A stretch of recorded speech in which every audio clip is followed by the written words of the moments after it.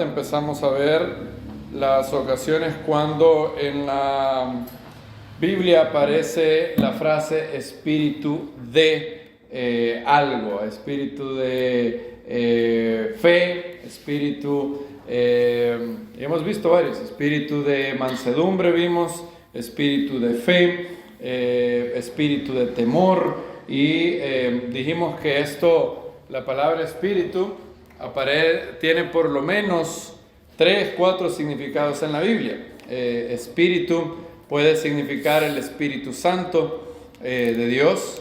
Espíritu también puede significar un ángel o un demonio. También puede significar el espíritu humano. Todo hombre, dice la Biblia, y cada vez más la ciencia también ha encontrado verificación independiente de esta verdad.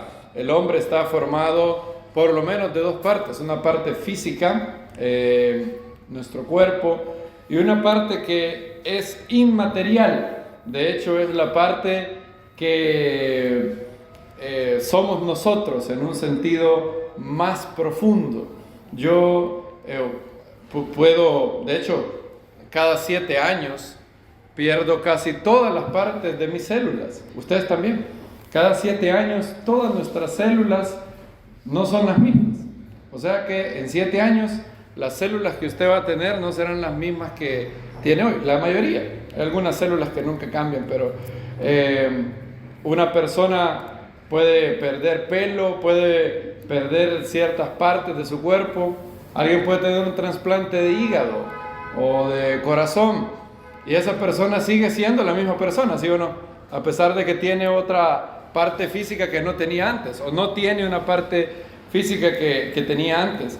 Lo que somos nosotros, esa persona a la que usted llama yo, es su alma. Su alma, de hecho, trasciende a la muerte, sigue existiendo después de la muerte. 5 minutos después de su muerte, su alma existirá y estará consciente en cierto grado. No sabemos hasta qué grado. Algunos dicen que tendrá una conciencia, y por lo que sabemos últimamente de descubrimientos de las experiencias cercanas a la muerte, al parecer la conciencia de un alma cuando deja el cuerpo, en lugar de ser menor, es mayor. Tiene un estado de conciencia como nunca la experimenta en el cuerpo, en este cuerpo todavía corruptible que tenemos. Y el espíritu humano es una de las cosas que significa la palabra espíritu. Y vimos que el cuarto significado de la palabra espíritu no es ni Espíritu Santo, ni un demonio, ni el espíritu humano, sino el sentir o la característica que predomina en una persona. Si la Biblia describe a alguien con espíritu de mansedumbre, es porque lo que predomina, lo que es usual en esta persona es la mansedumbre. Si tiene espíritu de fe, lo que predomina en esta persona es la fe. Responde con fe ante los desafíos. Si alguien tiene espíritu de celos, en la Biblia, en Números capítulo 5, eso significa que el hombre estaba experimentando un celos por su esposa que eran anormales, que predominaban en él. La Biblia habla de espíritu de impureza, espíritu de fornicación, espíritu de temor, y vimos espíritu de fe la semana pasada. La Biblia habla de otro espíritu que puede llegar a desarrollar. Yo creo que esto es algo que impide mucho el fluir del Espíritu de Dios en personas que son nacidas de nuevo. Ahora, la buena noticia es que mientras estudiaba este espíritu, es una muy buena noticia. Imagínense que Dios les dijera: hijo, en tu alma hay algo que no está bien. Pero en la Biblia, los 2 pasajes que describen la obra del Mesías, como pocos pasajes, dicen que el Mesías, el Hijo de Dios, vino precisamente para liberarte de eso. En otras palabras, Dios ve eso, Dios sabe que hay algo que no está bien en nuestra alma, en nuestro espíritu, pero cuando Dios comisionó cuando Dios le dio la misión al Mesías y le dijo: hijo, quiero que vayas, que te muestres a Israel y al mundo, y te encargo esto, te encargo liberar a mis hijos que están batallando con esto. Dos pasajes muy, muy importantes que describen la misión de Yeshua, del Hijo de Dios, hablan de liberación de este espíritu. Vamos a ir a Isaías 61. ¿Creen ustedes que este pasaje es importante para el Mesías? El Mesías lo leyó, de hecho, ¿se acuerdan? En Lucas capítulo 4 dice la Biblia que cuando él entró en la sinagoga de Nazaret, se le dio el libro del profeta Isaías y leyó estas palabras que vamos a leer.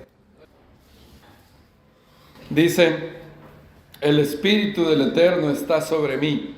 Eso es lo que significa Mesías. Mesías significa ungido. ¿Y por quién iba a ser ungido el Mesías? Por el Espíritu de Dios. Los 7 Espíritus de Dios, la plenitud del Espíritu de Dios, el Espíritu de Dios sin medida. Porque el Eterno me ha ¿qué? Ungido.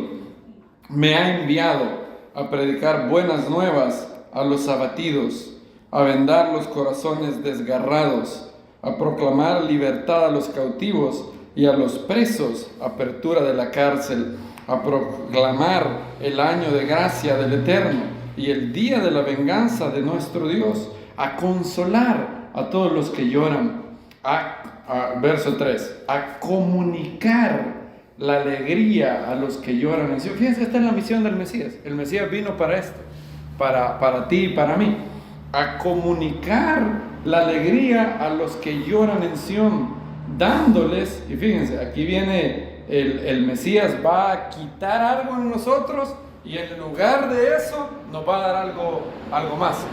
Quita lo malo y no deja un vacío, sino que nos da la cura para eso malo que había, dándoles hermosura en lugar de ¿qué?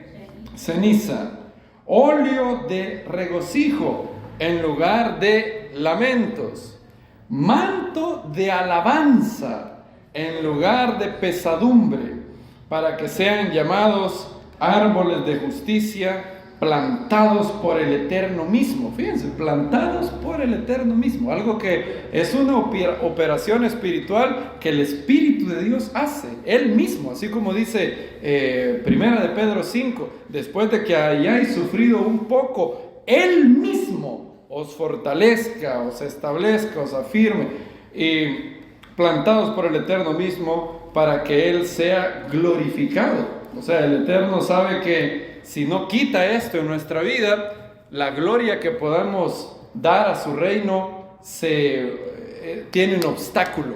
Hay una barrera, un obstáculo. Y quiero que nos fijemos en esa parte del verso 3, porque hay ese espíritu que aparece ahí es difícil de traducir. Miren lo que dice, donde dice manto de alabanza en lugar de, la Biblia textual lo ha traducido como pesadumbre. ¿Cómo lo traduce la Reina Valera 60? Espíritu angustiado. Espíritu angustiado, ok, espíritu. ¿Y esa es la cual? Angustiado. ¿Alguna versión más que no tenga pesadumbre o espíritu de angustia? Todas dicen más o menos lo mismo, ¿verdad? Esa es la 1909, creo. ¿También dice así, hermano? Okay. Espíritu angustiado. Bien, la traducción ahí es difícil en el hebreo. Se puede traducir angustia, pero en hebreo es ruach keha, que es difícil de traducir porque esa palabra ruach todos sabemos qué significa en hebreo. Ruach significa espíritu, ¿verdad? Así que no hay mucho misterio en ruach. El problema es la palabra keha.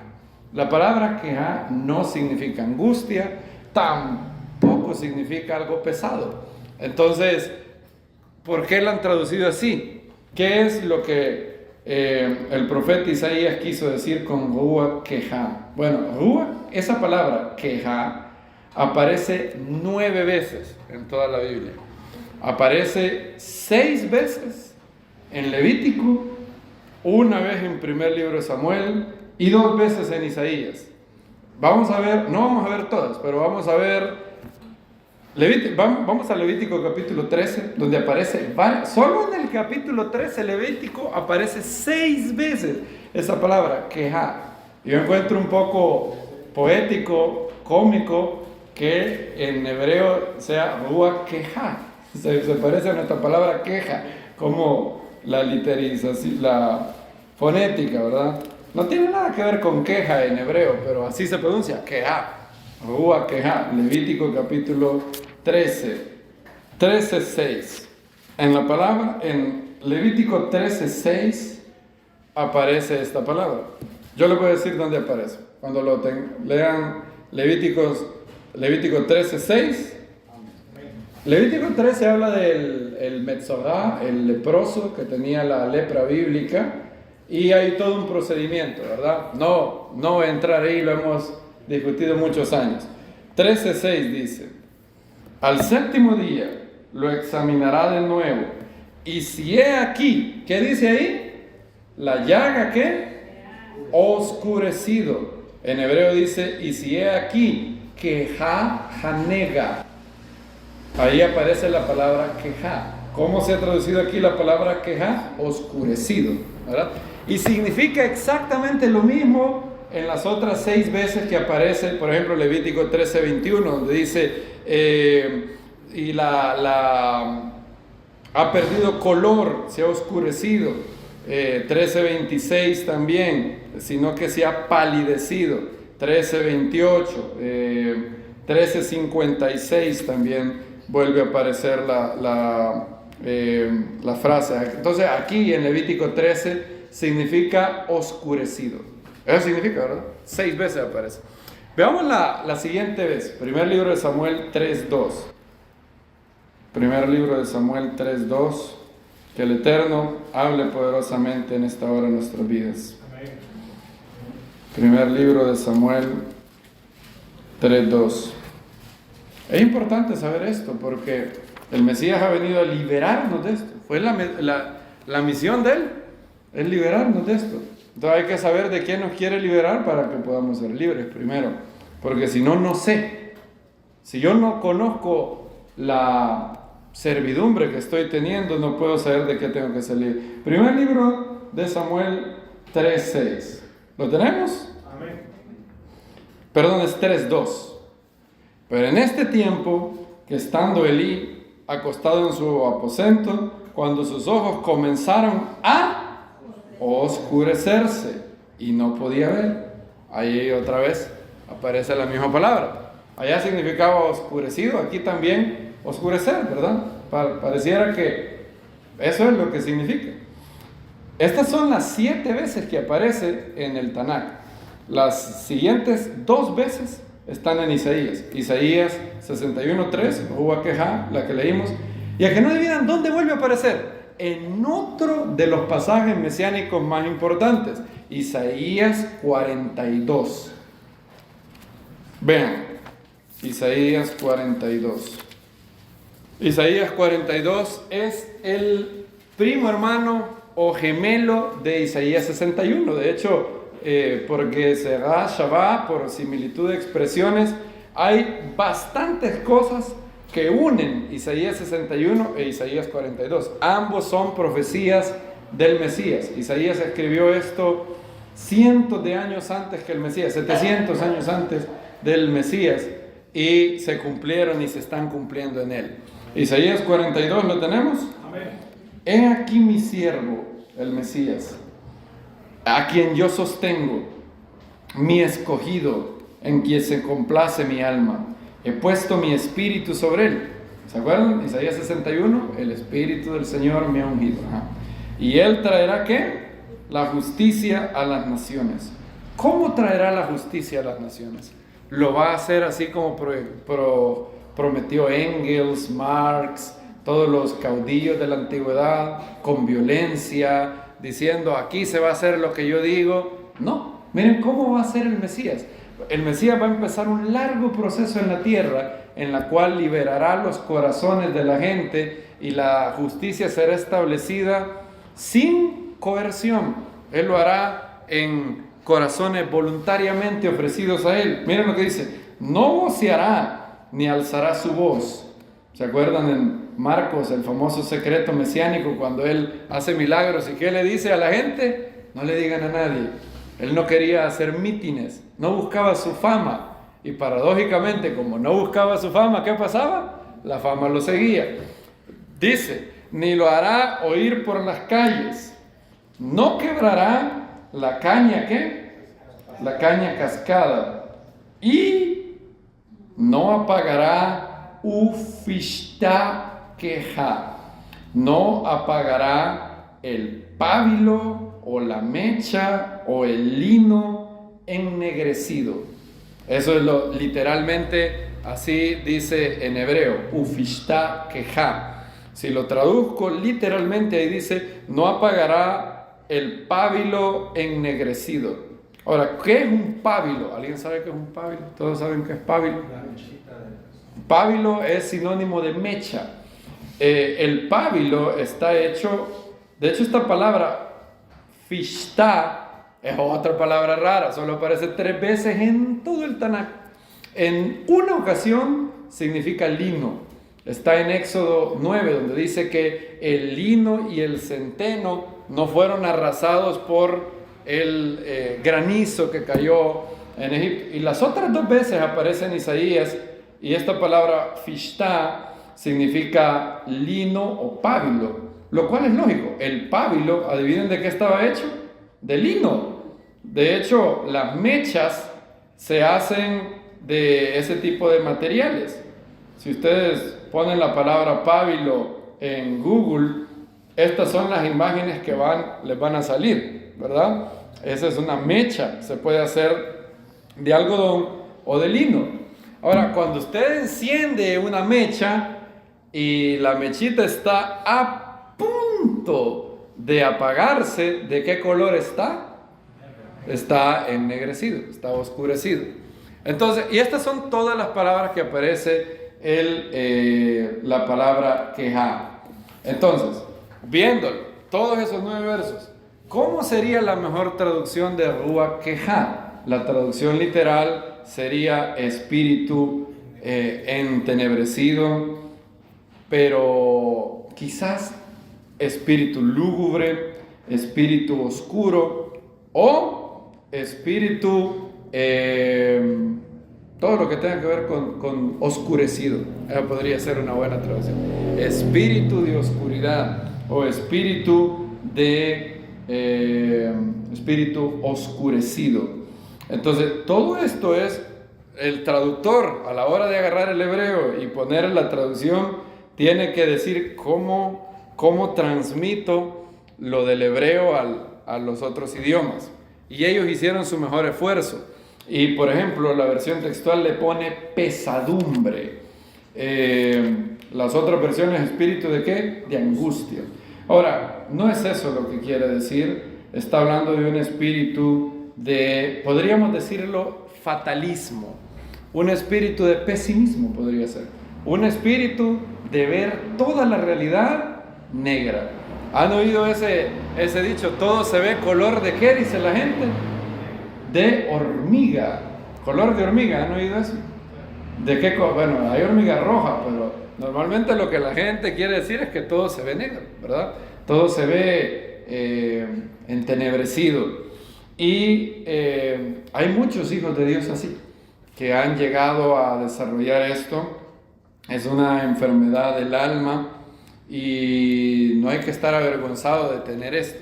Esto puede causarse por muchos problemas muy fuertes, muchos golpes en la vida, y alguien puede llegar a desarrollar este espíritu de fatalismo, podríamos traducirlo. Yo lo traduciría así. Si yo estuviera haciendo mi versión textual, le pondría espíritu de fatalismo o espíritu de pesimismo, espíritu de decir, cuando alguien le dicen algo, inmediatamente, si una persona ha desarrollado este espíritu, inmediatamente piensa lo peor. De entrada, lo peor va a pasar. Yo anoté 5 características de una persona que tiene este espíritu. La primera, se las acabo de dar. Siempre una persona con un espíritu de fatalismo, de pesimismo, siempre tiende a pensar lo peor de toda la situación. Han desarrollado, así como Pablo dijo, yo he aprendido a estar ¿con qué? Con contentamiento en todo. La persona con este espíritu ha aprendido todo lo contrario. A través de los años se ha ejercitado a ver todo mal, todo mal. Han desarrollado un talento para ver negro todo. Y eso es lo que significa Ruach Keha, un espíritu de verlo todo negro. Dos, piensan que lo que acontece o su situación no tiene solución. Esto que está pasando no hay solución, o por lo menos para mí no hay solución. Probablemente tenga solución para otros, pero esto nunca cambiará. El maligno susurra pensamientos a esta persona y le dice, nada va a cambiar, todo seguirá igual, tú no te salva de esta nadie, y llegan a desarrollar otro compañero. Este espíritu de pesimismo y fatalismo viene en pandilla, como todo lo malo. Lo malo siempre tiene una pandilla, siempre vienen en pandilla. Y este espíritu trae en su pandilla al cinismo. El cinismo es la capacidad de entrada desconfiar de todo lo bueno, de la buena intención. Si alguien me quiere hacer, si alguien de repente se me acerca y me dice algo, inmediatamente yo desconfío de sus buenas intenciones. Y digo, saber qué me quiere sacar, con qué intención se me está acercando. Y no estoy hablando de que uno no hay que tener discernimiento, claro que sí, pero Pablo dice que el discernimiento debe de ir pegado con el amor. El amor te hace discernir de la manera correcta, viendo todo el panorama, no solamente el punto negro, sino todo el panorama. Y el cinismo es algo muy peligroso. El cinismo viene con otro espíritu de su pandilla, el espíritu de burla.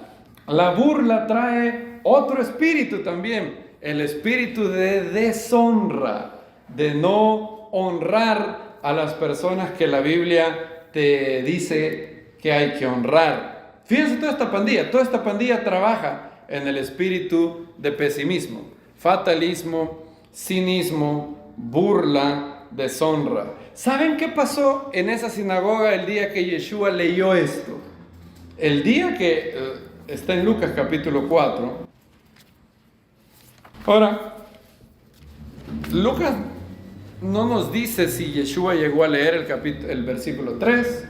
Algunos creen que él leyó hasta la primera mitad del verso 2. Otros dicen que lo único que Lucas ha hecho es resumir, no iba a poner toda la sección que leyó. Independientemente de eso, el verso 3 de Isaías 61 es parte de la misión del Mesías.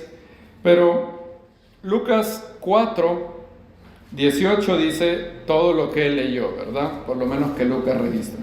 Vean el verso 20.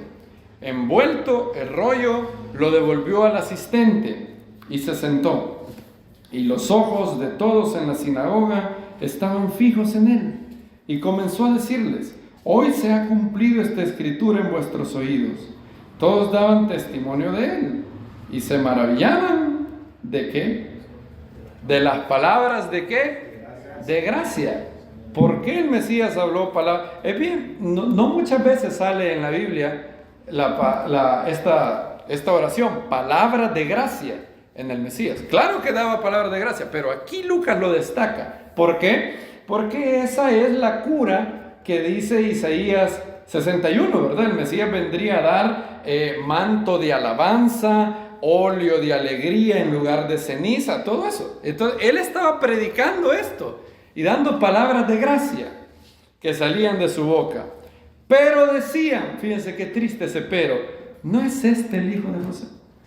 ¿Qué fue lo que bloqueó la bendición de las palabras de gracia en ellos? Un espíritu de deshonra. No honraron al Mesías, lo vieron de menos. Dijeron, el hijo del carpintero. Empezaron imagínense, la gente cuchicheando allá atrás en la sinagoga. Y decían, ¿y este quién es? ¿De dónde es que sacó toda esta sabiduría? ¿Saben cómo lo describe Marcos? La gente no entendía lo que estaba pasando. Vean Marcos capítulo 6. Marcos hace 3 preguntas que la gente se hacía. Lucas no la registra, Marcos sí. Marcos capítulo 6, verso 2. Llegado el Shabbat, comenzó a enseñar en la sinagoga y la mayoría se asombraba al oírlo. Y decía, fíjense estas tres preguntas. ¿De dónde saca estas cosas? ¿Qué sabiduría es esta que le ha sido dado? ¿Y qué significan estos milagros hechos por sus manos? Los milagros que había hecho en Capernaum y que le había llegado hasta ahí su fama. ¿Y cómo dice el verso 3? ¿No es este el carpintero, el hijo de Miriam y el hermano de Jacobo y de José y de Judas y de Simón? ¿No están aquí también sus hermanas ante nosotros? Y todos se escandalizaban por él. Y Yeshua les dijo, no hay profeta que sin honra, sino en su propia tierra y entre sus parientes y en su casa. ¿Qué bloqueó la bendición? Deshonra.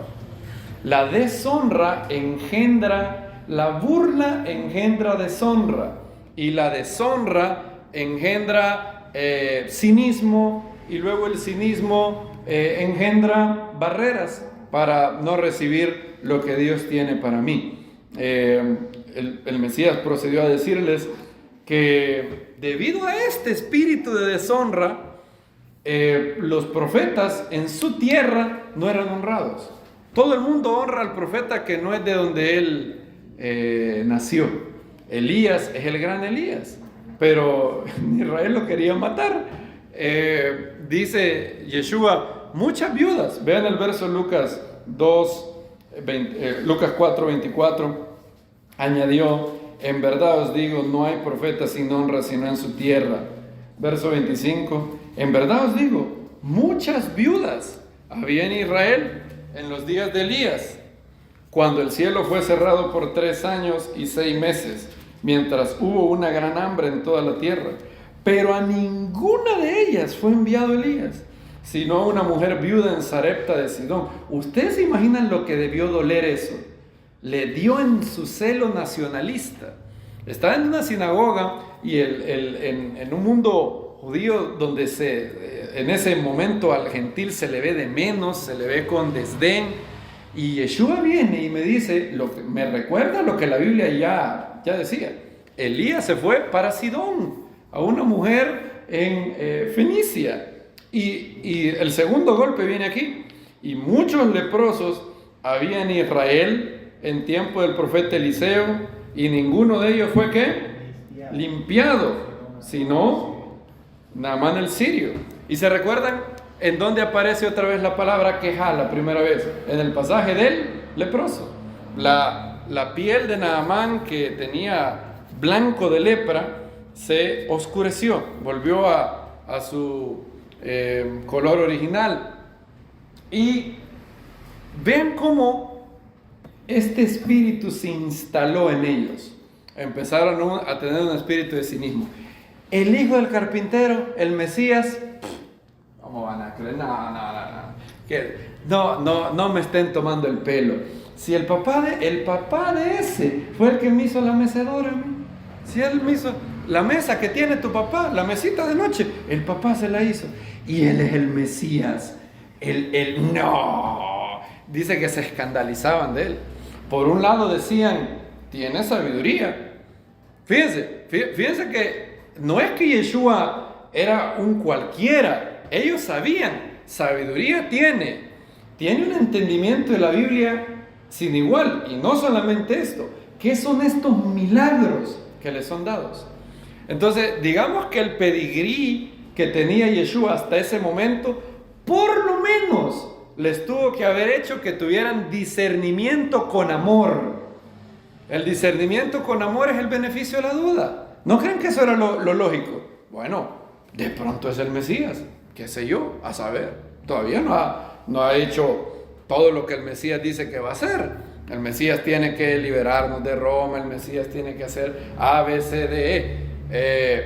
Pero bueno, de pronto lo es. Ha empezado bien. Los pininos los ha dado bien. Tiene sabiduría. El Mesías dice, el profeta Isaías, que reposará sobre él el Espíritu de Dios, espíritu de sabiduría y de entendimiento. Bueno, espíritu de poder. Pues ha hecho sanidades. De pronto sí. ¿Y qué tal si sí es? Pero no. Esa es la gran diferencia entre el pesimista y el que discierne con el Espíritu de Dios. El que discierne dice, bueno, lo que dijo Jeremías. Jeremías había pasado diciendo que el babilonio iba a llegar y los iba a sitiar, y se levantó un falso profeta. En ese momento Jeremías no sabe qué falso profeta. Se llama Hananías. Y Hananías llega y le dice, así ha dicho el Eterno, el yugo de Nabucodonosor va a ser ¿qué? Quebrado. Y Jeremías no era una persona cínica, no era una persona con un espíritu de burla. Lo que Jeremías hace, ¿saben qué es? Leámoslo, está en Jeremías capítulo 29. Básicamente, fíjense que lo que Hananías le está diciendo a Jeremías, en pocas palabras, es: Jeremías, has cometido un error. Eso le está diciendo. Hananías le está diciendo, Jeremías, es 28. Jeremías 28. 28:1. En aquel mismo año, en el principio del reinado de Sedequías, rey de Judá, en el año cuarto, en el mes quinto, sucedió que el profeta Hananías ben Azur, que era de Gabaón, me habló en la casa del Eterno, fíjense, delante de los sacerdotes y de todo el pueblo, diciendo: así habla el Eterno, Dios de Israel. Y dice: yo rompo el yugo del rey de Babilonia. Y fíjense, dio fecha de vencimiento. ¿Antes de qué? De 2 años. Haré volver a este lugar todos los utensilios de la casa del Eterno que Nabucodonosor, rey de Babilonia, esta sí es una profecía, tomó de este lugar para llevarlos a Babilonia. Haré volver a este lugar a Jeconías ben Joacim, rey de Judá, a todos los exiliados de Judá que han ido a Babilonia, dice el Eterno, porque romperé el yugo del rey de Babilonia. Pausa ahí. Jeremías lleva días diciendo: servid al rey de Babilonia, el Eterno va a hacer que el babilonio entre, el exilio. Jeremías, su mensaje era prácticamente eso: Nabucodonosor va a entrar y va a destruir Jerusalén. Ahora viene este profeta y le dice: no, Jeremías, te has equivocado. Lo que va a pasar, sí, Nabucodonosor se llevó los utensilios del templo, pero el Eterno rompe el yugo. ¿Cuánto tiempo? ¿En cuánto tiempo? 2 años. En pocas palabras, delante de los sacerdotes, imagínense si usted es Jeremías, usted es un profeta, o sea, usted no es usted es el profeta Jeremías, usted es el gran Jeremías, y viene uno y le dice: estás en un error, y no se lo dice en privado, o sea, no es que, venga hermano, no, es una refutación, digámoslo así, enfrente de quienes dice, de los sacerdotes y todo el pueblo, delante de todo el mundo le dice: estás mal. ¿Cómo reaccionaría usted? ¿Saben cómo reaccionó Jeremías? Él no tenía problemas de egoísmo. Él era un patriota que amaba a su pueblo, solo que él sabía que lo que había dicho era de parte del Eterno. Pero Jeremías tiene la humildad. Fíjense lo que dice el verso 5. Entonces el profeta Jeremías respondió al profeta Hananías, otra vez, en presencia de los sacerdotes y del pueblo que estaba en la casa del Eterno. Y dijo pues el profeta Jeremías: amén, así lo haga el Eterno. Cumpla el Eterno tu profecía, haciendo que los utensilios de la casa del Eterno y todos los cautivos vuelvan de Babilonia a este lugar. Y después, desde el verso 7 en adelante, Jeremías le dijo, básicamente les voy a decir, les hago chiquito lo que Jeremías le dijo. Ahora yo tengo ciertas dudas de lo que tú has dicho, porque los profetas que vinieron antes de nosotros profetizaron que por la maldad de este pueblo Nabucodonosor nos iba a sitiar. Pero bueno, si de pronto yo me equivoqué, bendito sea el Eterno, hágase que cumpla el Eterno tu palabra. ¿Saben lo que pasó? El profeta Hananías hizo otra locura. y le rompió el yugo de la cerviz que llevaba el profeta Jeremías. Y le dijo, y Jeremías luego recibe la palabra del Eterno, y el Eterno le dice, este es un profeta falso. Y Hananías murió en ese mismo año. Vean lo que dice el verso 17. En el mes séptimo de aquel mismo año, el profeta Hananías murió. Ahora, olvídense de eso. Lo que yo quiero resaltar es, este Jeremías no tiene el ego, el rey ego que vemos en muchos de nosotros muchas veces. Él no está preocupado por su profecía. Él no está preocupado porque se tiene que hacer lo que yo dije. Si se cumple lo que dice Hananías, el que va a quedar mal voy a ser yo. No. Jeremías dice, amén. Qué bueno. Si así fuera, qué bueno. Él no es cínico, no es fatalista. Él da el beneficio de la duda. Eso es todo lo que tenían que hacer en Nazaret. Si por lo menos no podían creer que él era el Mesías, esa es una cosa, pero nada les daba el derecho de deshonrarlo como lo hicieron, de decirle un simple carpintero hijo de carpintero, lo vieron de menos. ¿Cuánto yo me he preguntado, cuántas bendiciones nos hemos perdido por tener un espíritu de deshonra?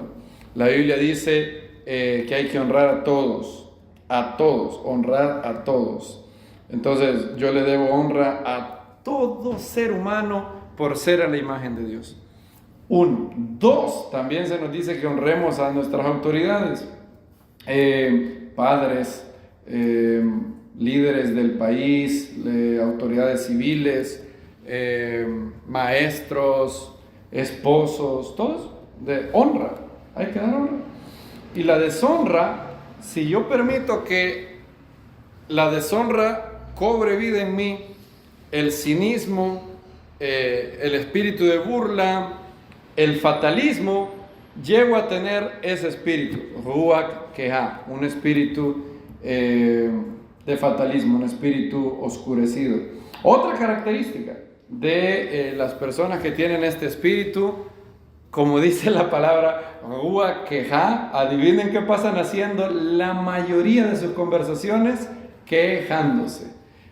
Esta persona piensa, y cuando digo esta persona puedo ser yo, de hecho, cualquiera de nosotros, hay que tener escudriñamiento de cada uno. Esta persona piensa que quejarse es algo que hace bien, o por lo menos ayuda en algo. Ahora, como una vez yo lo dije, y lo dice Max Lucado en su libro, La preocupación no sirve de nada, yo les hago una pregunta, ¿sirve de algo la queja? Yo me he hecho esa pregunta, ¿sirve de algo la queja? Supongan que hay algo que está mal, ¿sirve de algo? Depende. Los grandes hombres de Dios se quejaban con Dios, se quejaban con el Eterno. ¿Se acuerdan cuando Moisés lo tienen hasta aquí? ¿Qué hizo Moisés? ¿Fue a quejarse con quién? ¿Al pueblo? No, fue a quejar con Dios. Vean Números capítulo 10. No, es Números 11 de hecho. Dice, entonces dijo Moshe al Eterno, ¿por qué maltratas a tu siervo? ¿Por qué no he hallado gracia ante tus ojos para que hayas echado la carga de todo este pueblo sobre mí? ¿Acaso concebí yo a todo este pueblo o lo engendré? ¿Cuántas quejas hay aquí? Para que me digas, cárgalo en tu pecho como la nodriza lleva al que mama la tierra que prometiste. ¿De dónde tengo yo carne para todo este pueblo? Lloran ante mí diciendo, danos carne que comer. No puedo yo solo soportar todo este pueblo, pues es demasiado, ¿qué? Pesado para mí. Si así has de tratarme, mátame del todo. Si he hallado gracia delante de tus ojos, te ruego para que yo no vea más tu mal. Fíjense, tu mal. Ahí en sus traducciones probablemente se ha traducido como para que no vea más mi mal. Así dice, ¿verdad? Ahora, en hebreo eso suena bien fuerte y los escribas hicieron una enmienda ahí al texto. La razón por la que ustedes tienen en su texto para que no vea más mi mal, es porque los escribas no quisieron traducirlo de manera tan golpeada como está en el hebreo. ¿Saben cómo dice en hebreo? Para que no vea más tu mal. O sea, el Moisés le está diciendo a Hashem que le está haciendo un mal. Así se imaginan, esta es una queja honesta. Y no recuerdo quién fue, un gran hombre del Eterno fue, pero no recuerdo ahora quién fue el que lo dijo. Creo que es JP Moreland, sí. JP Moreland dice que Dios no se siente intimidado por ninguna conversación honesta con alguno de sus hijos, dice. Nada, cero intimidad. No está intimidado, no le da miedo eso. En otras palabras, la Biblia nos enseña que la única persona a la que deberíamos de llevarle todas nuestras quejas es a Dios. Y lo vemos aquí, el profeta Habacuc también, Jeremías. Bueno, miren esta queja, ¿se han fijado en esta oración? Lo que Moisés le está diciendo a Hashem en pocas palabras es: Dios, si te caigo bien, mátame por favor. Eso es lo que le está diciendo. Si ahora he dado gracias delante de tus ojos, yo te pido que me mates. ¿Creen ustedes que Moisés no estaba hasta la coronilla? Claro que estaba hasta la coronilla. ¿Alguna vez han orado así ustedes? Yo espero que no. Pues si han orado, bueno, está bien, pero yo esperaría que no. Pero si lo oraron, bueno, están en buena compañía con Moisés. Moisés le dice: si te caigo bien, mátame. ¿Qué oración más desesperada? La Biblia habla muy fuerte en contra de la murmuración. Filipenses capítulo 2, creo que es, no, sí, 2:14. Dice: hacer todo, ¿cómo? Sin murmuraciones.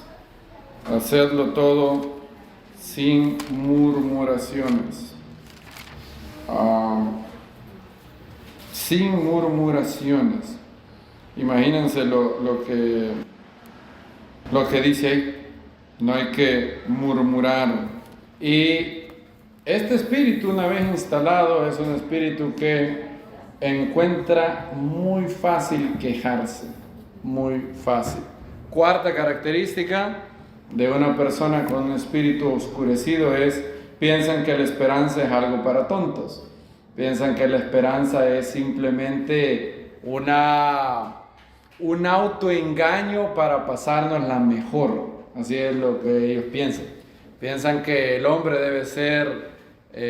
yo no soy pesimista, dicen. Yo soy realista. ¿Han oído eso? Yo no soy pesimista, soy realista, dijo un gran pesimista una vez. No es cierto eso. De hecho, el pesimista tiende a ser la persona más peleada con la realidad. Porque el pesimista, el hecho de que yo doy entrada a este espíritu en mi vida, hace que yo me concentre en una sola cosa, en el problema. Y la realidad de un hijo de Dios incluye esta verdad. Arriba de toda circunstancia, arriba de todo problema, hay un Dios bueno que me ama y que puede actuar en el momento que yo menos me espere. Y esa es la realidad. Por eso el cuerpo del Mesías, cada creyente debería de ser la persona más positiva, saludablemente positiva del mundo. La esperanza es algo maravilloso, y teniendo, si estas dos cosas son ciertas, lo más lógico del mundo es tener esperanza. Si Dios existe y si Dios es un Dios bueno, entonces lo más lógico, lo más racional es tener fe, tener esperanza. Porque si hay un Dios bueno que puede causar que todo trabaje para el bien de los que le aman, entonces tengo que tener esperanza, ¿sí o no? Eso es lo que yo debo de tener. También una persona con ruach kehá, con espíritu oscurecido de fatalismo, tiene otra característica también. tienen sospecha, llegan a desarrollar un espíritu de sospecha y desconfianza, de tal manera que piensan que cada persona puede dañarles y entonces hacen algo para protegerse, según ellas, cierran su corazón, ponen murallas a su corazón. Y son personas que hay diversas personalidades, hay personas que son extrovertidas, introvertidas, y yo no estoy hablando de eso, sino de algo que es un extremo que no está bien, que no es sano. Son personas que para sacarles una palabra le tiene que abrir la garganta y meterle una cuchara así. ¡Ay, aquí hay una palabra, miren! ¡Uy! Se la saca. Así es. Son personas que casi no hablan. Ahora, yo no digo que van a pasar hablando todo el día. Está bien. Yo generalmente, aunque usted no lo... Bueno, yo hablo aquí cuando predico, pero generalmente hay ocasiones que yo paso largo rato de mi día callado. Yo disfruto mucho estar en silencio. Puedo pasar solo en mi cuarto sin problema. Sin problema. Si usted me da un libro, una Biblia, usted me puede dejar 24 horas del día solo en mi casa, sin problema. Y estoy, claro, hay que dejar comida ahí porque eso sí, ya a las horas me va a empezar a dar hambre, pero fuera de eso, yo estoy bien, puedo pasar. Y el hombre generalmente es de los dos géneros, el hombre tiende más a estar callado. Adrian Rogers decía, el hombre le dan 10,000 palabras al día, a la mujer le dan 20,000 al día. Y el gran problema ¿cuál es? Que este hombre va a trabajar, entonces se gasta 9,000 palabras en el día y llega a la casa y está la mujer con las 20,000 palabras intactas. Y cuando llega, ella quiere, y vino mi esposo, y quiere gastarse las 20,000 palabras. Al pobre hombre ya le quedan 1,000 y está así. Ya se quiere, algunas veces ya se quiere acostar. Y ahí hay que, para la clave de un matrimonio victorioso es morir cada uno y hacer un esfuerzo. La mujer comprender al esposo que ha llegado de una jornada un poco larga y probablemente no quiera hablar mucho. Y el esposo dar la milla extra y hablar un poco. A mí me ha tocado eso muchas veces. Unas veces he llegado de trabajar como habiendo visto números hasta el cansancio, archivos de Excel, presentaciones de PowerPoint, haciendo gráficos, va a venir el cliente y hay que presentarle esta agenda y todo eso. Y llego a la casa a las 9 de la noche. Y Nancy quiere hablar de un ropero bien bonito que vio para la Dani. Y a las 10 de la noche, mira, vi un ropero. Y digo, ajá, vaya, qué bueno. Y ya habla de ropero y está bien bonito, mira, para ponerle la ropa. Y yo sé, para la mujer algunas veces hablar es hasta terapéutico. Habla. Y eso que Nancy es de las mujeres que menos habla que yo conozco. Y ella es una mujer muy linda y algunas veces tengo que morir a mí y oírla interactuar porque sé que ella quiere comunicación, intimidad del alma, intimidad del espíritu, y eso es lo normal. Ahora esta persona siempre está en guardia. ¿Han conocido gente así? Yo he conocido gente así. Siempre está ella anda constante. Y ¿se imaginan qué cansado es vivir así? Vivir con un escudo siempre. Así ve. Todo el mundo. ¿Qué le puedo decir? ¿Qué no le puedo decir? Son personas que le echan candado a varias puertas de su alma. Y poquitas personas les dan una copia de la llave a ciertos portones. Y yo no estoy diciendo que usted tiene que andarle contando todo lo que le pasa a todo el mundo. Obviamente que hay grados de intimidad de las personas que nos rodean, nuestra familia, nuestros cónyuges. Yo entiendo todo eso. Transparencia no es ser imprudente en darlo contando a todo el mundo, obviamente no. Estoy hablando de algo que no está sano, un espíritu de sospecha de todo el mundo, un espíritu de poca, ¿han oído esa palabra? Él es alguien que es, ¿cómo es? Antisocial, gracias, antisocial. La persona que no esté espíritu llega a desarrollar eso. Y hay que ser libre de eso, porque Dios no te creó para que fueras así.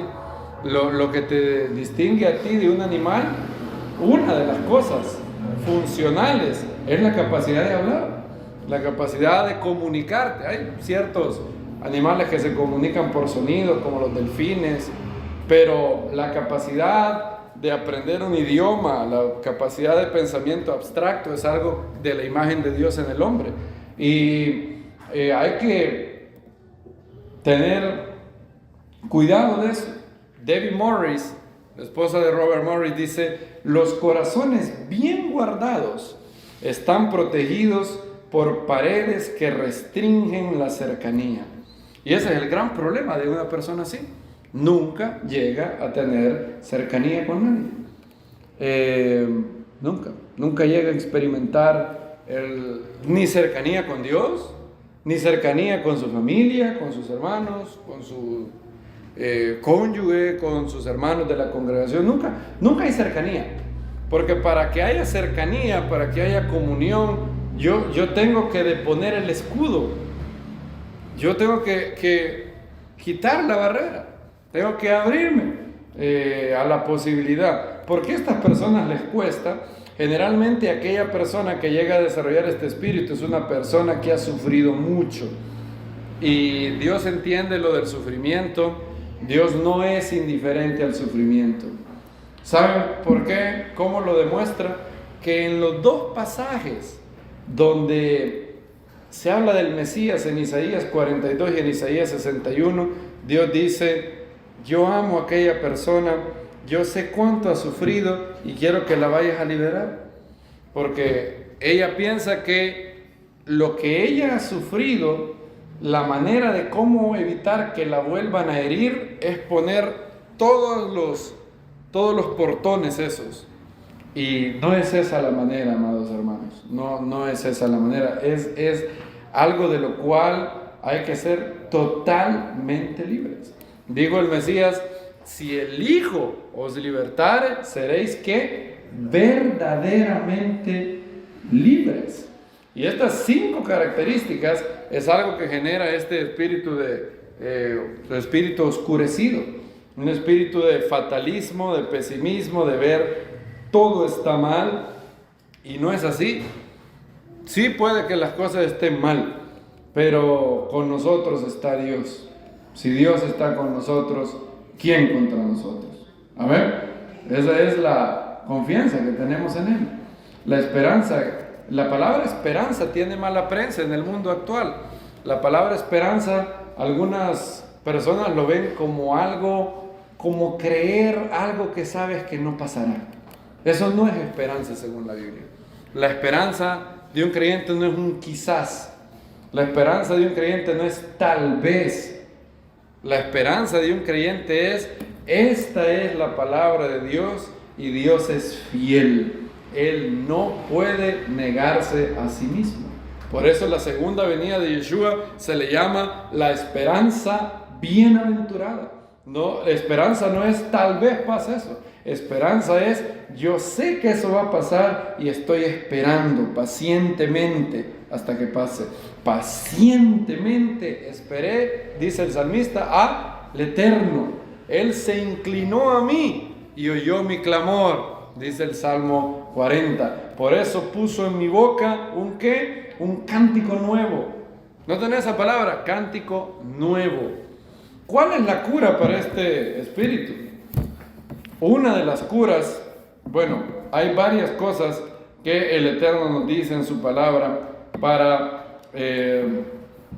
comenzar a trabajar en la sanidad de esto y ser los hijos de Dios que Él quiere que seamos. Los hijos de Dios tienen que renovar su mente. Romanos capítulo 12 dice lo siguiente, vamos ahí. Romanos 12, 2 dice, ¿lo tenemos?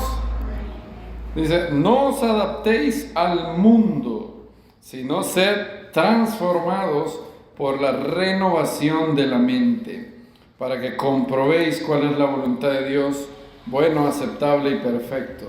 La mente tiene una parte muy grande en la renovación de nuestros corazones. Miren lo que dice, por ejemplo, Efesios habla de que tenemos que cambiar, ser renovados en el espíritu de nuestra mente también. 4:23. Renovaos en el espíritu de vuestra mente. Y esa es la primera cura para dejar atrás el espíritu oscurecido o espíritu de tinieblas. Dice, vestidos ya del nuevo hombre, que fue creado según Dios, en la justicia y santidad ¿de qué? De la verdad.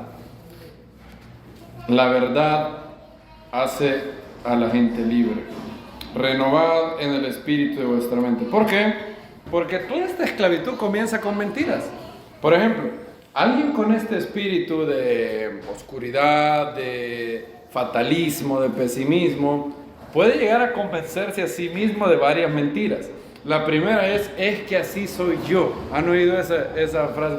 Así soy yo. Bueno, lo primero que hay que renunciar a esa mentira inmediatamente. Tú no eres así. No, esa no eres tú. O ese no eres tú. Ser pesimista o fatalista o tener este espíritu entenebrecido, de sospecha, de verlo todo mal, de alejarme, de no relacionarme. Esto no eres tú. No eres tú esa persona. No eres. Y si eres tú, en el Mesías somos, ¿qué dice la Biblia? Nuevas criaturas. O sea, si eres tú, a lo sumo es tu viejo hombre, el que debería estar muerto desde hace ratos. Tú no eres ese. Es más, cuando tú te convertiste a Yeshua, ocurrió algo que hizo que tu vida fuera nueva en ese día. En ese día comenzó un proceso de vestirnos del nuevo hombre. Por eso dice, vestidos ya del nuevo hombre, que fue creado según Dios en la justicia y santidad de la verdad. ¿Qué dice el siguiente verso? Efesios 4:25 dice, por tanto, desechando la mentira, cada uno hable verdad con su prójimo, porque somos miembros los unos de los otros. ¿Qué tengo que hacer yo con la mentira? Desecharla. De hecho, la palabra arrepentimiento en griego significa cambio de mente. Una de las cosas que el arrepentimiento implica es cambiar mi mente. Eso significa la palabra metanoia en griego, cambio de mente. Yo veía las cosas de la siguiente manera, pero ahora las veo según Dios y según su palabra. Yo no soy así. Yo no estoy destinado a hacer eso. De hecho, la palabra destino, como lo entendían los griegos, no es una palabra que existe en la Biblia. No existe esa palabra en la Biblia, ni en el hebreo, de hecho. Existe la palabra tragedia, como la concebían los griegos. ¿Saben cómo se dice tragedia en hebreo? Se dice tragedia. Tuvieron que importar la palabra. Pero no existe en hebreo esa palabra. No existe. ¿Cómo entendían los griegos la tragedia? La tragedia era así, en la mente griega. En la mente pagana era, los dioses te han dado un destino que no se puede cambiar. Hagas lo que hagas, no se puede cambiar. Si te destinaron a un final malo, no hay absolutamente nada que puedas hacer para evitar que ese destino se cumpla. Por eso, si se acuerdan, cuando iban a bachillerato, habían unas obras que su maestra les pidió leer, y para no avergonzarlos no voy a pedir que levanten la mano los que la leyeron. Una de ellas se llamaba Electra, otra se llamaba Edipo Rey, el otro se llamaba Prometeo encadenado, ¿verdad? Edipo Rey, por ejemplo, es una tragedia griega. ¿Por qué es tragedia? Porque Edipo hace todo lo que puede para no cumplir el destino. ¿Cuál era el destino de Edipo? El oráculo de Delfos. ¿Qué le dice que va a pasar? Va a matar a su padre y se va a casar con su mamá. Ese es tu destino. Ese es destino escrito en piedra. Hay una palabra para describir eso: inexorable. ¿Han oído esa palabra? Inexorable. ¿Qué significa inexorable? No se puede cambiar, no matter what, como dirían en inglés. Haga lo que haga. Edipo, de hecho, en la novela, hace todo lo posible por cambiar su destino. Si mal no recuerdo, fue hace... Yo no es que yo todavía estoy bien joven, pero yo en primer año tenía 15 años. 15 años. Tenía 15 años. Y ahí nos dejaron Edipo rey. ¿Saben lo que hace Edipo? Edipo hace todo lo posible para cambiar su destino. Si mal no recuerdo, huye del país, se va. Él dice: no puede ser, yo no quiero matar a mi papá, no quiero casarme con mi mamá, no, yo huyo de aquí. Y él deja a su familia, se va. Ahora, cuando lo va dejando, si mal no recuerdo, llega a ser rey en el otro lugar y se encuentra una persona con la que lucha y lo mata, sin saber que ese hombre es su verdadero padre. Y luego, porque él no sabe que la familia que lo ha creado no es su verdadera familia. Y luego se termina casando con una mujer que era su mamá. Entonces, los griegos concebían el concepto tragedia, destino para los griegos, era algo que no puede hacer nada. Prometeo, por ejemplo, fue encadenado, si mal no recuerdo, por Zeus en el mito griego, y había un pájaro que pasaba... creo que molestando, ¿era el hígado? No recuerdo. No me acuerdo muy bien de Prometeo encadenado. Y ese era el concepto griego de tragedia, destino inexorable. George Lucas incorporó esa palabra destino en la serie de Star Wars. Es una palabra que desfila mucho en los diálogos de Darth Vader. Cuando Vader quiere convertir a Luke al lado oscuro, le dice: "This is your destiny". Él le dice: esto es tu destino, no puedes escapar a tu destino. Bien, queridos hermanos, en la Biblia la palabra destino, tragedia, como la concibe el mundo, no existe, y no existe para nosotros. No hay algo inexorable para nosotros. Dios dice: he aquí, yo hago todas las cosas nuevas. Fíjense lo que dice, muchas veces lo dice. Vean Isaías 42, por ejemplo, ese pasaje donde dice: no, ni apagará el pábilo que humea. Vean lo que dice después, el verso 6. Isaías escribió esto 700 años antes del Mesías, y se cumplió, y se sigue cumpliendo hasta el día de hoy. Isaías profetizó que un hijo de Israel, un judío, fíjense de qué iba a estar encargado. Un judío iba a nacer e iba a tener esta pequeña misión, fíjense, 6. Yo, el Eterno, te he llamado para la justicia, te he tomado de la mano y te he formado. Yo te he puesto por pacto al pueblo y por luz de las naciones. Isaías dijo que iba a nacer un hombre, el Mesías, y ese hombre iba a ser la luz espiritual de todo el mundo. Yo les pregunto, ¿se cumplió esa profecía? ¿Quién es la luz espiritual más grande que ha brillado por 2000 años? Nuestro Señor Yeshua, Rey de Reyes, Señor de Señores. ¿Cuál era la probabilidad que de un pueblo oscuro, menospreciado en el siglo I por Grecia, por Roma, un hombre que ni siquiera viajó mucho, su ministerio fue solamente 3 años? 3 años. Era un hombre que ni siquiera tenía posesiones económicas, nunca escribió un libro, nunca escribió una canción, y ese hombre es el hombre más famoso de toda la humanidad. Bueno, John Lennon dijo que no, cuando tuvo esa trágica invención de decir: nosotros somos más famosos que Jesucristo, y bueno, le fue muy mal por eso. ¿Cuál era la misión del Mesías? Para que abras los ojos a los ciegos. Otra vez habla de falta de luz espiritual. Una persona que no tiene luz espiritual está espiritualmente ciego, muerto. Dice, saque de la cárcel a los presos.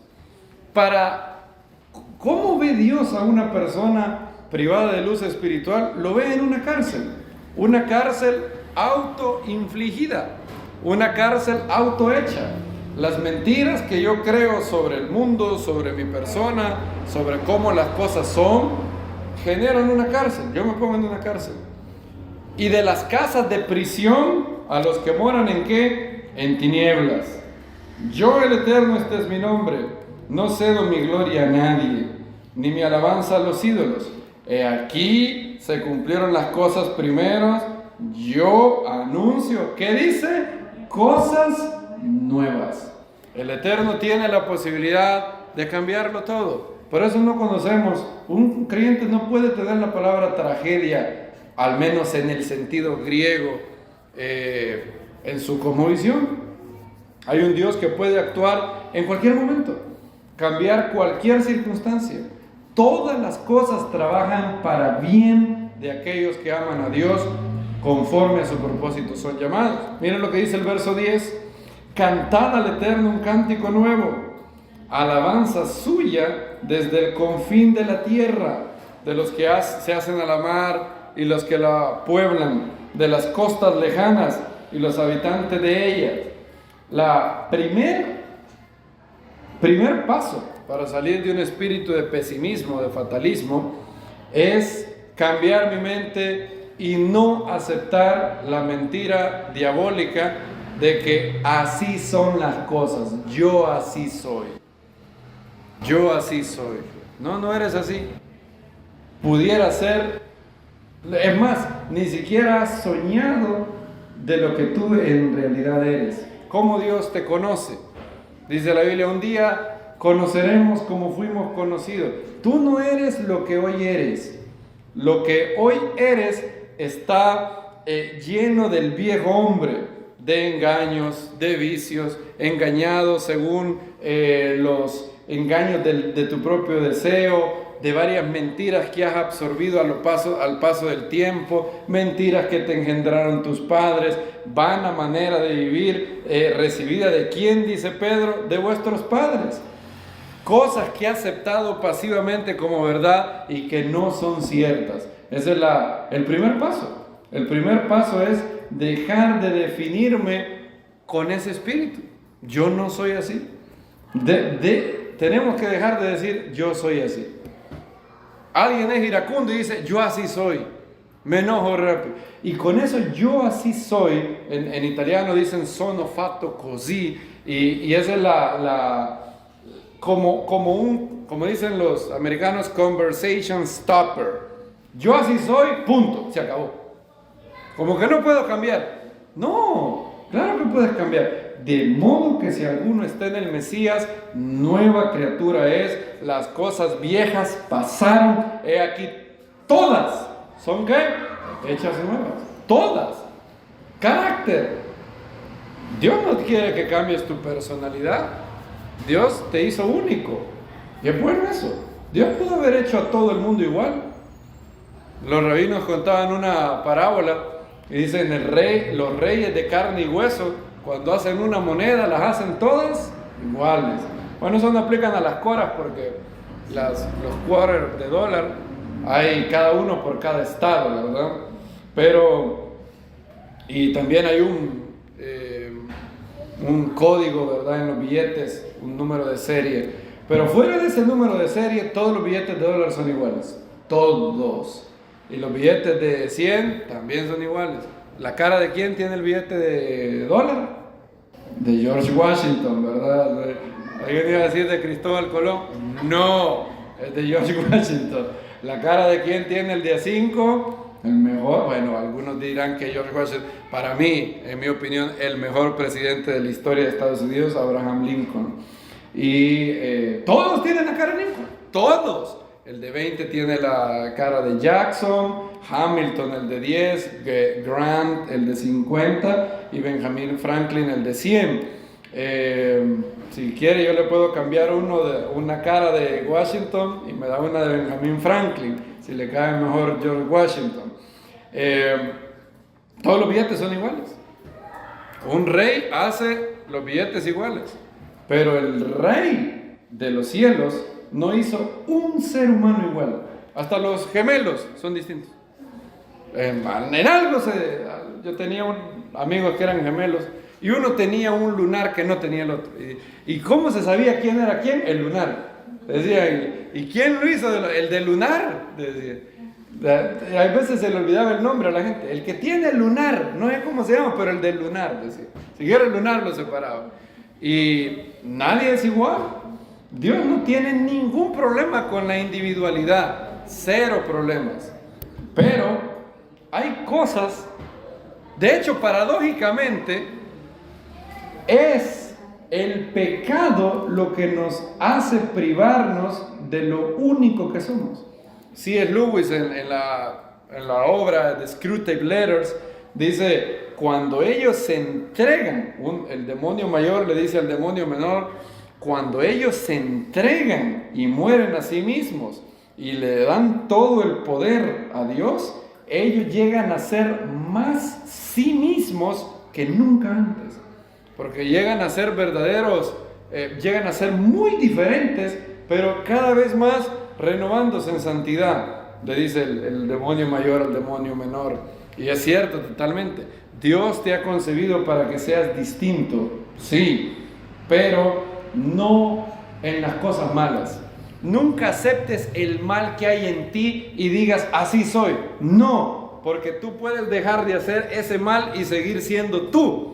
Si eres iracundo y si cambias y ya no eres iracundo, tú seguirás siendo tú. Es más, serás un mejor tú que antes. ¿Dicen amén a eso? Serás un mejor tú. Si dejas el espíritu de pesimismo, serás siempre tú, pero serás una mejor versión de ti. Serás una persona que se renovó. Y por eso lo primero que hay que hacer es morir a la mentira de así soy yo. Lo segundo es empezar a tener los pensamientos correctos. Filipenses 4:8 dice los pensamientos que debo de tener. Todo lo que es verdadero, la fe no es una invitación a darnos mentiras. La fe ve exactamente a la realidad, la revelación que Dios ha dado de Él en la creación, también en la revelación especial de las Escrituras, y aceptamos lo que es verdad. Dice Filipenses 4:8, por lo demás, hermanos, todo lo que es verdadero, todo lo honorable, todo lo justo, todo lo puro, todo lo amable, todo lo que hay de buena reputación, si hay alguna virtud, si algo digno de alabanza, en esto que pensar. Tengo que tener los pensamientos correctos con respecto a mí, con respecto a Dios, con respecto a los demás. Y en tercer lugar, aquello que rompe el espíritu de pesimismo, de queja, de pesadumbre, de fatalismo, es lo que dice Isaías 61, que es lo que el Mesías iba a cambiar. En lugar de espíritu de fatalismo, en lugar de espíritu oscurecido, les daré ¿qué? Ahí está la cura. 61:3, un manto de alabanza. Nuestra hermana Karen puso un video de Marco Vidal en esta semana y en el grupo de WhatsApp de la congregación que se llamaba Quejabanza, ¿verdad? Un pastor de Honduras haciendo un juego de palabras, decía, ¿cómo enfrentas tu día? ¿Con alabanza o con quejabanza? Y lo que se menciona, el profeta Isaías menciona como lo contrario a un espíritu oscurecido, es un espíritu de alabanza, manto de alabanza. Aquella persona que alaba a Dios hace que la luz de Dios penetre su alma. Y una vez que la luz llega, no tienes que preocuparte por la oscuridad, porque la oscuridad se va automáticamente. Una vez enciendas la luz, ¿qué es lo que pasa con las cucarachas? Si hay cucarachas en una casa, ¿qué empiezan a hacer las cucarachas? Empiezan a huir, se van rápido. No les gusta la luz. Tú no tienes que preocuparte por las tinieblas que hay en ti. Únicamente preocúpate por llevar luz y las tinieblas se disiparán automáticamente. Que cada vez que alguien se queja y tiene un espíritu de fatalismo, de pesimismo, lo que está al centro de su ser es la noción de que el mundo es un lugar feo, el mundo es un lugar que no tiene justicia, el mundo es un lugar en desorden, en caos, que no hay un Dios que gobierna, que controla. La alabanza quita totalmente eso. Por eso una persona que alaba, no van a encontrar a una persona con un espíritu de alabanza y al mismo tiempo esa persona con un espíritu de fatalismo. No existe eso. O hay uno o hay lo otro, pero eso no existe. No pueden, es imposible. Adorar a Dios, como decía el corito, no puede estar triste un corazón que alaba a Dios. Por eso, si una persona con un espíritu de fatalismo en un ambiente de adoración estará así. Ay, él está cohibido o está impedido de adorar. Necesita ser libre en las emociones.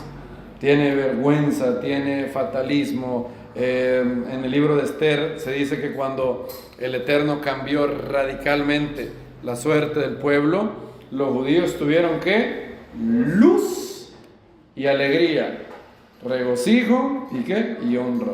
¿Qué es lo primero que se menciona? Luz. ¿Por qué? ¿Les habían quitado la luz acaso? ¿Qué significa eso que los judíos tuvieron luz y alegría, regocijo y honra? ¿Se les había ido la luz? ¿No habían pagado el recibo? Ahí en Shushan, en Susa, la capital de Persia. No, claro que no. ¿A qué se refiere que había luz? ¿Cómo habían estado sus rostros? ¿Cómo había estado su ánimo? ¿Cómo había estado su espíritu? Oscuro, entenebrecido. Había estado así. Nos van a matar. No hay nada que podamos hacer. De hecho, Amán, ¿qué hizo? Para demostrarles, jugar con ellos, de que ellos estaban en sus manos. Es más, ¿saben qué? Yo puedo elegir el día que los voy a matar. ¿Saben cómo lo elijo? A la suerte, con unos dados. Pásame los dados. Vamos a tirar estos dados. Los tiró. ¿Qué día cayó? 13 de Adar. Así de desorden, así de injusto es este mundo. Eso es lo que Amán vendió. El segundo al mando del reino de Jerjes. Y cuando todo cambió, el Eterno quitó del pueblo el espíritu de fatalismo. Y por eso dice, para los judíos hubo luz y alegría. Sus rostros empezaron a reflejar luz. No estaba más decaído, no estaba más lúgubre. Se puede discernir a una persona que tiene el Espíritu de Dios y es lleno de Dios. No está lúgubre. Es una persona diferente. Hay algo que está en él que la gente no discierne. La gente le llama, tiene un aura especial, dice la gente. Tiene ángel. Pero es distinto. Es el Espíritu de Dios que habita esa persona. Y cuando dejamos que la alabanza penetre en nuestros corazones, la luz llega. ¿Y qué es lo que sigue después? Luz y ¿qué? Alegría. También Isaías 61 habla de alegría. Regocijo. ¿Y qué? ¿Con qué cierra ese verso? Luz, alegría, regocijo y honra. ¿Se acuerdan lo que generó el problema en la sinagoga de Nazaret? Que ellos deshonraron al Mesías. ¿Ven cómo todo esto está relacionado? Luz y alegría, regocijo y honra. ¿Cómo se empieza a romper ese espíritu de pesimismo, de fatalismo? Adoración, alabanza. Conecta con el Eterno. Ora. Dile a Dios que te cambie. Vamos a cerrar nuestros ojos. Padre, la Biblia muestra claramente que todos somos nuevas criaturas en Yeshua, nuestro Mesías, y todos aquellos que te entregan su corazón, tú lavas sus pecados en la sangre de tu Hijo, el único que no pecó, al que no conoció pecado, por nosotros lo hizo pecado, para que nosotros fuésemos hechos justicia de Dios en él. Te damos muchas gracias, Padre, y renunciamos a todo espíritu de queja, espíritu de fatalismo, espíritu de pesimismo, de cinismo, de burla, de deshonra.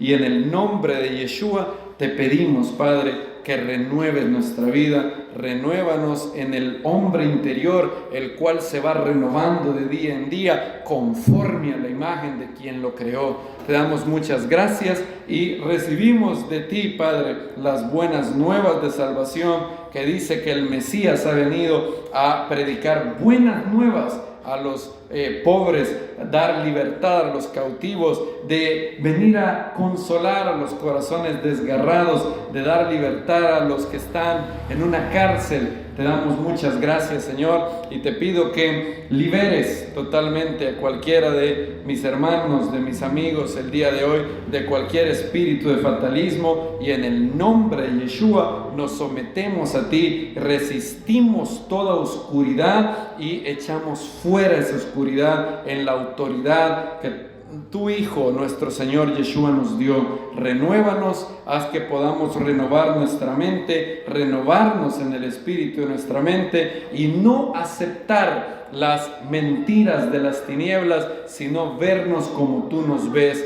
que podamos aceptar y crecer en la santidad y justicia de la verdad, y que todos nosotros podamos ser revestidos, que en esta hora sobre mis hermanos haya un manto de alabanza, espíritu de alabanza, de agradecimiento, que cesen entre nosotros las murmuraciones y que podamos prorrumpir en cánticos de alabanza delante de ti.